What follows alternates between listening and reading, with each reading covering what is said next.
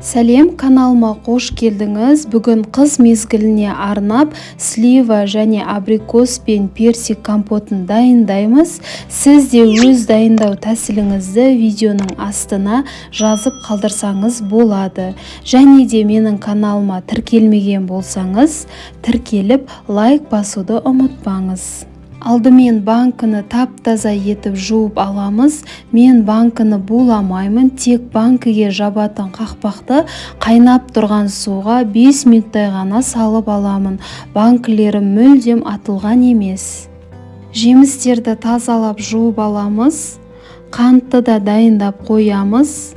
Мен бір банкіге 15 штук слива салдым.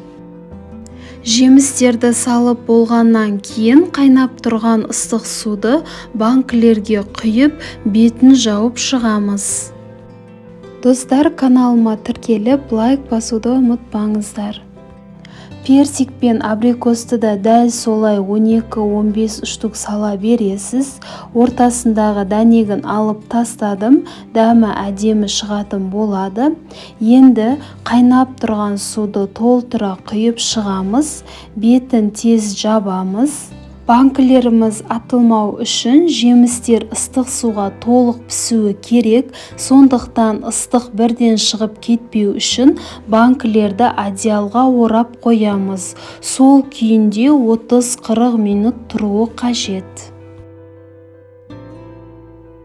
Уақыт болды. Осындай арнайы тесілген қақпақты пайдаланып, банкідегі суын кастрольге құйып алып, суды қайта отқа қойып, қатты сақырлатып қайнатамыз.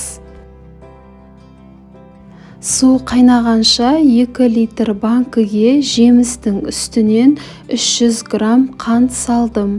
Жемісіңіз қышқыл болып, қанты аз болса, банкіңіз атылып кетуі мүмкін. Ал егер қанты тәтті болып жатса, қайнаған су құйып ішуіңізге болады. Су дәл осылай қатты сақырлап қайнауы керек. Ыстығы басылмай тұрып, тез-тез банкілерге құйып шығамыз. Арнайы банкі жабатын құрылғымен қақпағын жауып шығамыз.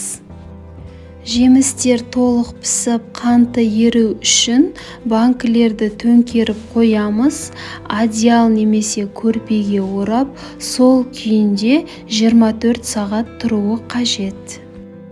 Кез келген компотта жеміс пен банкілер таза жуылу керек.